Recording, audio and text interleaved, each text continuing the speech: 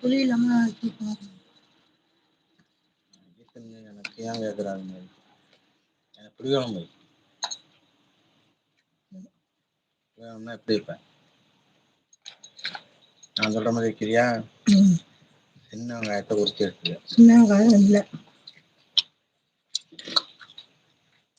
பெரிய வெங்காயத்தை வச்சுக்க. பெரிய வெங்காயம் கொஞ்சம் வச்சுருக்கேன். ஒரு இதை பார்த்துக்க. நல்லா இவ்வளோ வெங்காயத்தை ஊற்றி எடுத்துக்க. சின்ன வெங்காயமே இவ்வளோதான் இருக்கும். இவ்வளோ இருக்கும்.